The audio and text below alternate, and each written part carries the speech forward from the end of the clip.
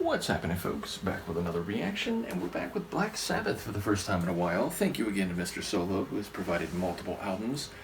And the next chapter, or the next stop in the journey, is their second studio album, Paranoia, 1970, though when I went to the Discogs master release, which I do when I start going through an album, just so I have a sense for what's part of the regular album and any tracks that might be accessible to me that are bonus tunes or B-sides, whatever they may be, I can draw a distinction, meaning I can tell where the regular album ends and so on, and oftentimes I look at the production credits.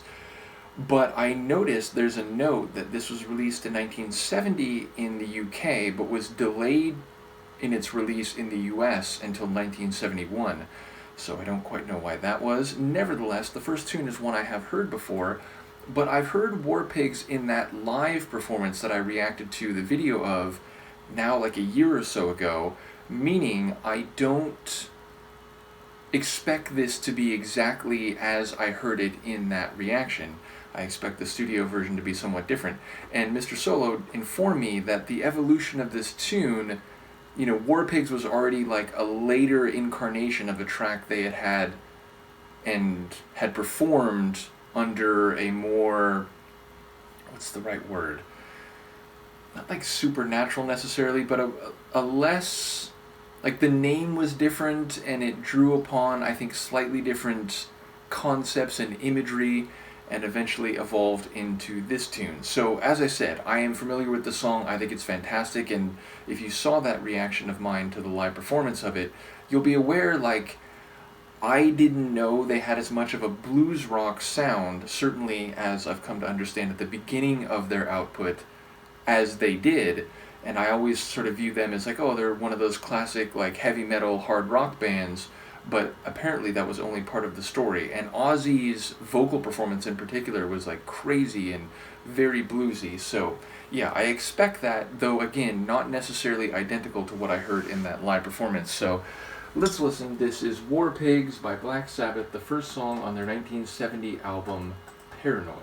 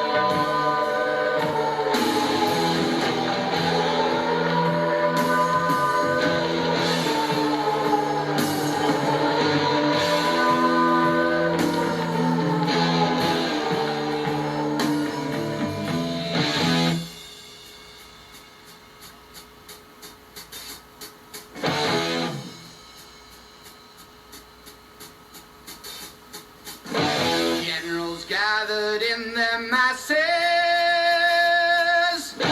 just like witches at black masses. Evil minds that plot destruction, sorcerer of death's construction. In the fields of bodies burning, machine keeps turning. Death and hatred to mankind, poisoning their brainwashed minds. Oh Lord, yeah.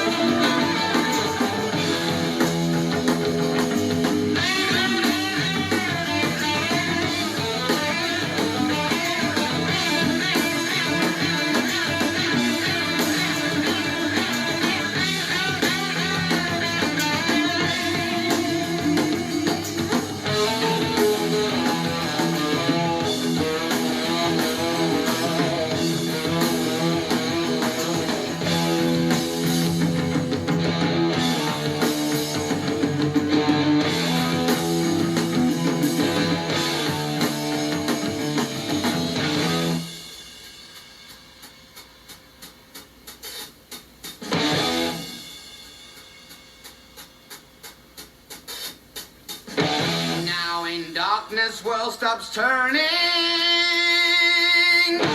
Ashes where the body's burning. No more war pigs have the power. And as God has struck the hour, day of judgment, God is calling. On the knees, the war pigs crawling, begging mercies for the sins. Satan laughing spreads his wings. Oh Lord, yeah.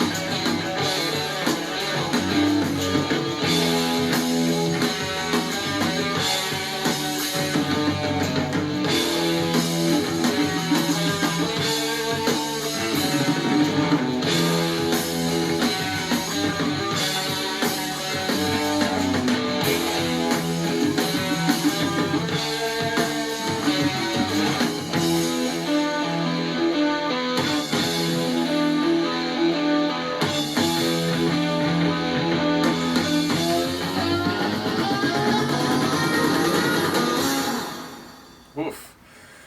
So I don't think the song ended that way in the live performance, but I will say it's actually, closer to the live performance than maybe I expected. Nevertheless, it is stunning, and yet it's more minimal or stripped down than you would think. Meaning it's not raining guitar fire down the whole time. It's not super fast and loud and intense. It is rocking, certainly, and there is this harder edge to it, even though I do think heavy blues rock is probably the best label. And again, Ozzy's vocals are just crazy, especially when he gets to that, what is it, oh Lord now, something like that? I forget the exact, like, what's the right word, interjection. But yeah, he really pushes up the blues fire in that particular moment, or those moments across the course of the tune. And I was thinking as it played out, it's, it's a tune that unfortunately will probably be constantly relevant, certainly for the next several generations, if not forever, when it comes to the human species in the modern era, but feels especially poignant and significant in this particular moment in time. So, yes, it is very smartly observed in terms of the powerful forces and figures, the war pigs who drive this war machine and apply it for different reasons, but many of them short-sighted, inclined toward violent solutions, and perpetuating the very problems and divisions and exploitations which will drive another cycle and another cycle and another cycle, often for personal enrichment, aggrandizement, and or this self-righteous sense of being someone who gets to make decisions that will lead to the ending of lives of thousands or more people, many of whom who have no notable influence or impact on political and military decisions in the places where these bombs do fall. So yeah, it's a very well written song. It's a brutal song thematically in a very, again, well written way. And yeah, I love the guitar work. The drums, it has to be said, the drums are just crazy. They're cycling, they're flourishing, they're doing rolls and fills.